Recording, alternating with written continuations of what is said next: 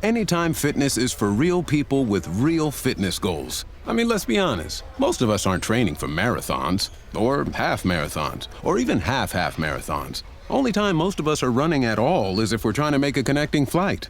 Wouldn't have been late if we didn't stop to buy a headphone dongle. Point is, you gotta be ready. You do not want to deal with rebooking. Anytime Fitness, where real people help you make real progress. Join today and get a plan for training, nutrition, and recovery. In just a decade, the number of breweries in Nevada has more than doubled. We've gone from 21 to 53 breweries. While a lot of people may know downtown's Brewery Row, that's not the only spot to score local brews in Las Vegas. Today in CityCast Las Vegas, I'm here with Phil Garcia, beer buyer for Corey's Fine Wine and Spirits. He's going to tell me what makes good craft beer and where you can find it in the Las Vegas Valley. It's Thursday, September 12th.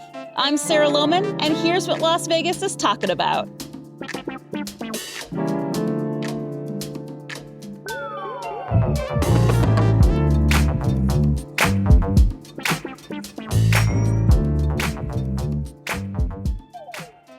Phil, hi. Hi, how are you doing? I'm great. Okay, so I did look this up because 50, whatever seems like a lot of breweries, but we're actually kind of on the low end when it comes to other states of the U.S., as you probably know. California has almost 1,000 craft breweries, and even teetotaling Utah has 44. We do beat them. But, to go from 21 to 53 breweries, that is a huge increase. So why do you think that's happened in the past decade? Well, I think that just the understanding of what beer is, and it's not just always lagers or the big macro guys like Bud Miller, Coors. And there's different options and there's different, types of beer that people weren't really getting into 20 years ago, like, some of the fruited sours and double dry hopped IPAs or India Pale Ales. We're going to get into both of those, actually, because we see a lot of those right now. We'll come back to it. I'm just excited. Yeah. But it's one of those things that, even with my wife, she goes, hey, I was like, hey, listen, I'm a big craft beer guy. Is this something that you would like? She goes, well, I really don't know. But she just always thought that beer was Bud Miller Coors. And I said, well, do you like things that are like sour, like Sour Patch Kids? And she fell in love with sours. And that just progressed her on to be now she's drinking big old West Coast IPAs that are bitter and hoppy and aggressive.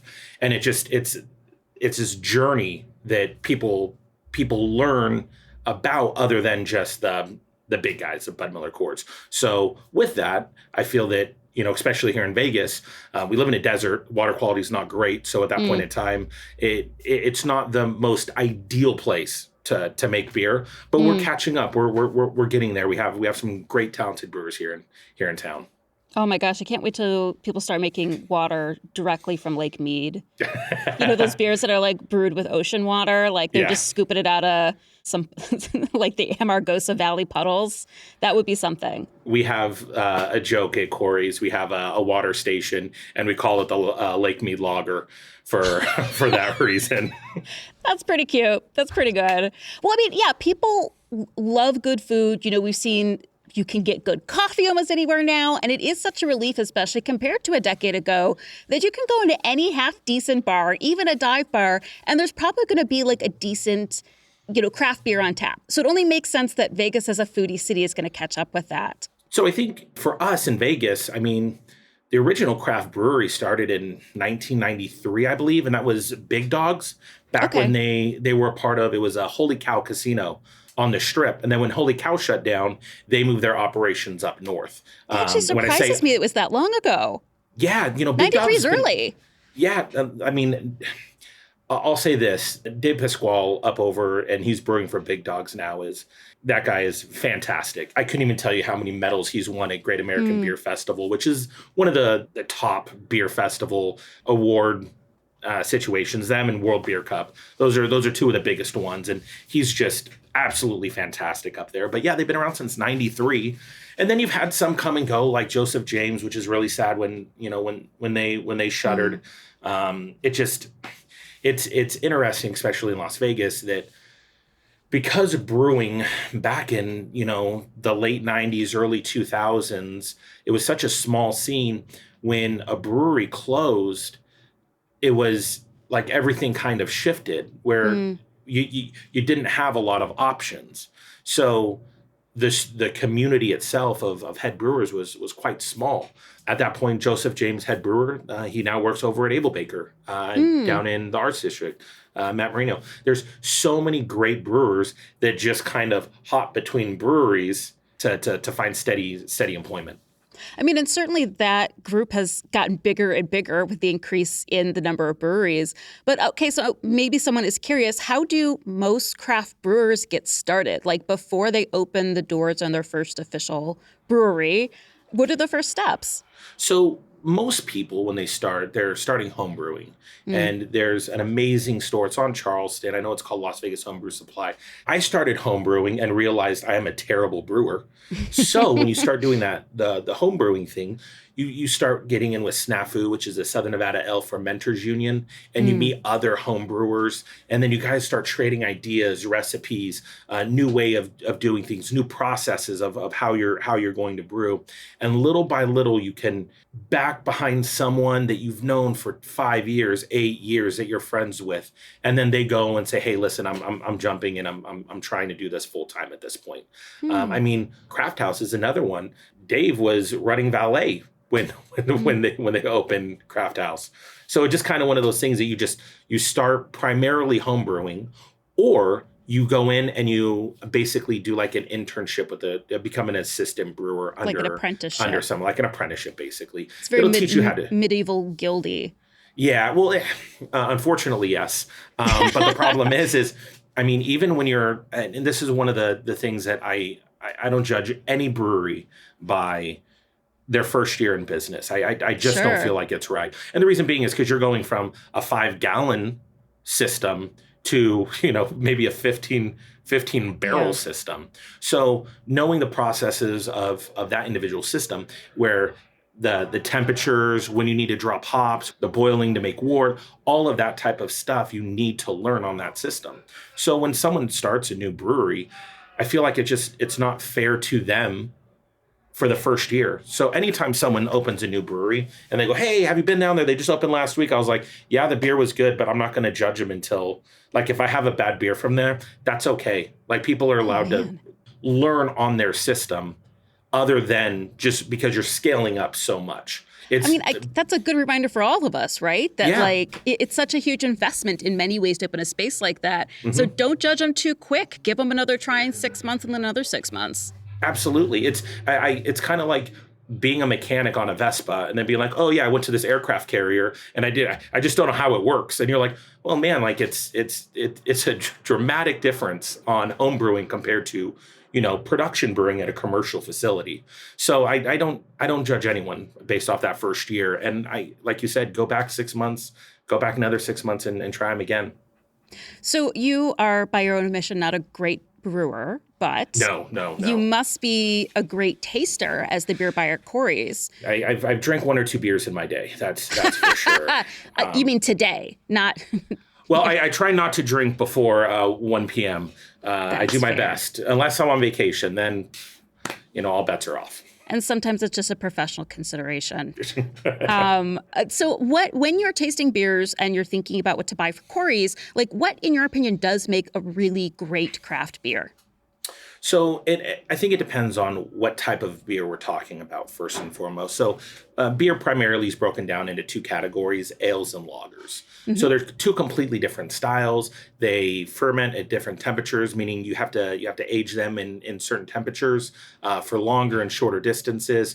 For me, when we're talking about bringing something into the shop, it has to have 2 things. Number one, it has to be true to its style. If I can taste any off flavors or anything like that, it just doesn't seem right with that style, then no, we won't bring it in.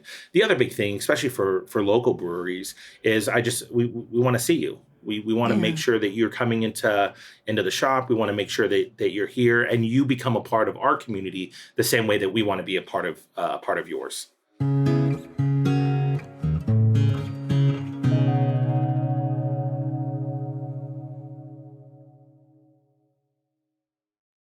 Anytime Fitness is for real people with real fitness goals. I mean, let's be honest. Most of us aren't training for marathons, or half marathons, or even half marathons. Only time most of us are running at all is if we're trying to make a connecting flight.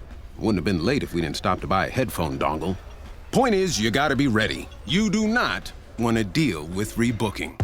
Anytime Fitness, where real people help you make real progress. Join today and get a plan for training, nutrition, and recovery. This episode is brought to you by State Farm. You might say all kinds of stuff when things go wrong, but these are the words you really need to remember. Like a good neighbor, State Farm is there. They've got options to fit your unique insurance needs, meaning you can talk to your agent to choose the coverage you need, have coverage options to protect the things you value most, file a claim right on the State Farm mobile app, and even reach a real person when you need to talk to someone. Like a good neighbor, State Farm is there.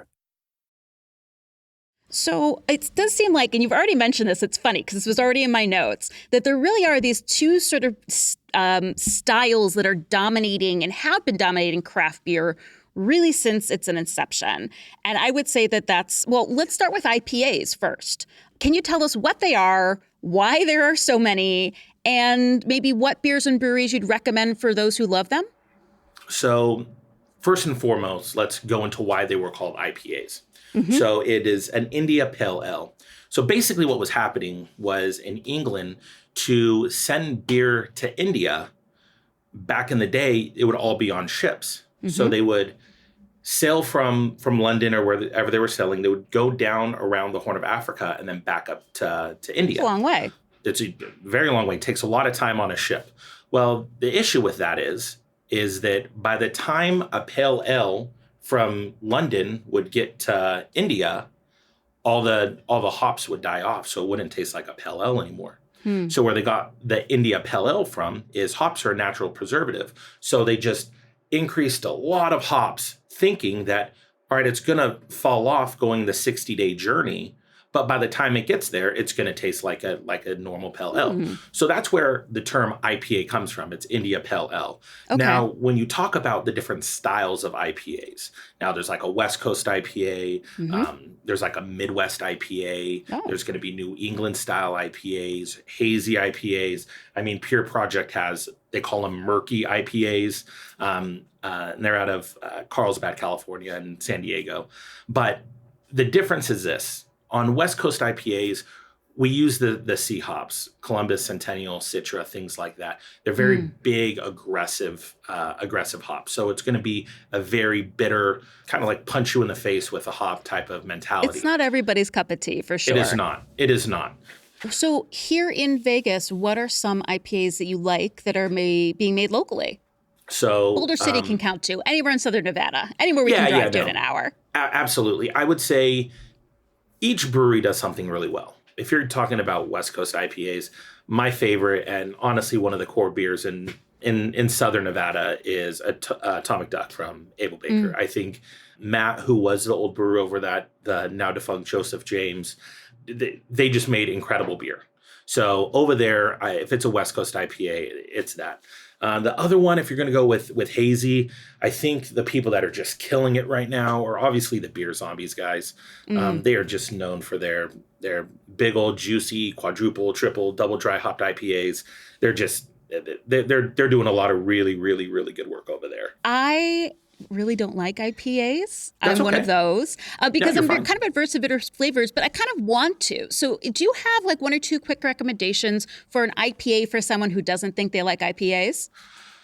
I would probably do Love Juice from Love Lady Brewing. They're out on Water Street and they have another tap room on Green Valley Parkway. I would start there. It's going to be very juice forward, going to be very traditional style, New England style IPA. It's going to try to be like orange juice in a can.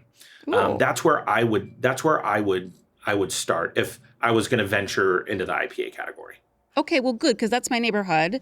And if anyone wants to come meet me and get their butt kicked on Tabletop Shuffleboard while we're there, I'm game. Let me know. So we also seem to be really big on beer with added flavors. And I don't just mean Southern Nevada. Like, that's where the industry is in the moment. Like, it feels like a wine cooler beer. You know, I do love the flavor of just beer. So are there some traditions there that the sort of like adding juice or like a sweeter or more sour beer, like what traditions are those coming out of? So there's in a lot of cases, when you're talking about fruited sours, they will add fruit to the beer. Like they call those like slushy beers, where it just comes out. It's like a few puree in a beer. There are those beers, but there's also a lot of like sour beers that they just use, flash souring, like kettle sour processes to try to get it sour as fast as possible. There's two really distinct types of sours. There's going to be like your barrel-aged sours that are going to sit on in a barrel for 18 months, 2 years, 3 years, and then they'll get bottled, and then they'll be presented at breweries. Then there's like a kettle sour. Kettle sours don't take very long to produce. They put them in a keg, mess with them, get there, basically add a lactobacillus, things like that to intentionally sour the beer and try to get it done as fast as possible. So much like the IPAs, you can brew them relatively quickly. So if you're just getting up off the ground in your brewery. For some of the kettle sours, correct. Yeah, for some of them. But it at the same point, when you're talking about some of the new trends and things like that, and you're talking about added things to beer, we call them adjuncts. When you're adding adjuncts to beer, I mean, there's imperial stouts now that have toasted marshmallows and things like that. Yeah. Can you give me a couple recommendations of like a fruited sour or maybe a macerated stout that you're really into?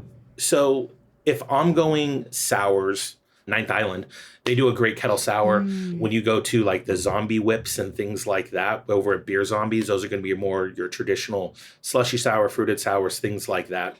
A lot of people in Nevada don't really do the traditional barrel aging sours. And the reason being is this. In normal situations, you don't want to brew those in your traditional brew house where you're brewing anything else. Because if one strain gets in with your IPA, you're going to have to completely dump that IPA. Oh, wow. Too because sour. it'll make your IPA sour. Yeah. So a lot of places will not brew all of their core lagers, stouts, porters, IPAs, any saisons, anything like that in the same house that they're going to brew their sours. They'll use a completely different facility. And at that point in time, yeah. And then on top of that, like Southern Nevada is not a great spot to primarily hold a barrel for 3 years. It just gets too hot. We don't have the humidity that it's not inducive to what you need to do for those type of barrel aging sours. So we don't get a lot of them. I know they have some up north. Imbibe does some great sours, barrel aging sours up in Reno. They do some great work up there, but Southern Nevada, it's just not conducive. All right. So what do we do well here? What do we do really well? And is there anything unique popping up here down in Southern Nevada? I would say the things that we do well, lagers, IPAs, and stouts, we do those extremely well. And what are some of your favorites of those? Brewery-wise, North Fifth. I know their canning line's coming out here soon, and I can't wait to get some of their cans in our stores. But they are killing it right now. They're off of, I think it's like Mayflower and Commerce. But they've been around for 3 years maybe. But what they're producing is just top notch. I think Craft House is doing great things. Huddle is doing really good things. A lot of people, the one thing that I really appreciate about Huddle is that they're not afraid to go into the weird styles. Not many places make cream ales anymore. And they're saying like, yeah, we can make it. Yeah, we can do this and we can do it well. And they're doing a great job. I think it's awesome. I do love their cream ale too. I really do. Yeah. Las Vegas Brewing Company has Chantilly, and they've just opened up downtown as of recent too in the Arts District. And that's, besides the Arts District, you're going to have Water Street that's going to have Love Lady and Mojave. They're going to be down over there. You're going to have Big Dogs on the northwest side of town. But primarily, the vast majority of breweries are all kind of in that Arts District location. So you're going to have Nevada Brew Works, Huddle, Able Baker, Hop Nuts. I know they're going to do a new one it's called Sin Sin Brew House and a seafood bar.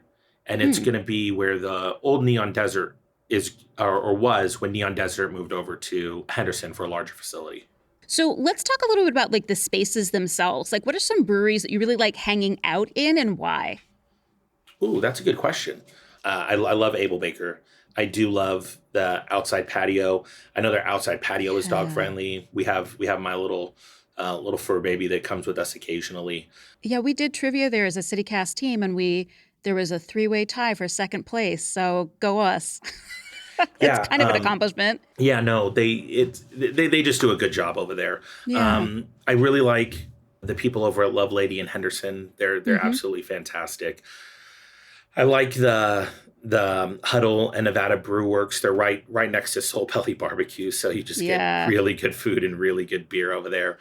Beer Zombies they've really taken over the Tenaya Creek location and has made it their own, which is nice. I know they have actually a huge festival going on this Saturday called Free the Whales, where they get some of the best breweries around the world to come down and pour their event. But I like them. I love Big Dogs on the northwest side of town there. They have a really fun location, and they just redid their draft system up there. What makes the location fun? Well, it reminds you of like a Wisconsin bar. They're a barbecue, like kind of like a Packers. Everyone kind of knows who you are. It's just you get that kind of like homely vibe to it, if that makes sense. It does, because not a brewery, but Silver Stamp in the Arts District. It feels like a basement, like a VFW hall in the Midwest, 100%. Yeah, no, and I mean Rose and Andrew, those are my friends. They're absolutely incredible people. Amazing beer bar. And yeah, no, and you know that's another thing that like look at all the beer bars now that are actually showing local people love. Yeah, totally. Like Pizza Rebellion, their entire draft and beer program is only local. Oh man, I got to check them out. Okay. So yeah, Pizza Rebellion, great food, and to support just strictly local beer. I mean, it says a lot to me. So I'll put my money where my mouth is, and I'll go support them for sure. You know, and sort of on that, why is craft brewing good for Las Vegas, do you think? Well, it does two things. Number one, it does help our local economy. People come here, so they come in for a concert. Great. Well, why don't you support the local brewery scene while you're here? A lot of people come in here, and especially even at our store. And we had a gentleman from Western Ireland in here yesterday. So like people come in here and they want to taste, new, exciting, different local beers. We're starting to attract more and more and more people. Listen, like it, love it, hate it, however you want. Vegas is getting larger. It just that's it. It is what it is. So the more people we have here, the more beer is going to get drank. The more local people, local jobs, local spots that we have available to satisfy that need. It's only better for all of us. And then on top of that, selfishly, our beer's just getting better and better and better and better and better. We're getting people from California that says, "Hey, man, I've always wanted to try this beer. I've never had it. I got it in California." That's and they're cool. coming out here to different places to try to find it. So I'm excited for the future. Very cool. Thank you so much, Phil. Yeah, no problem. Anytime.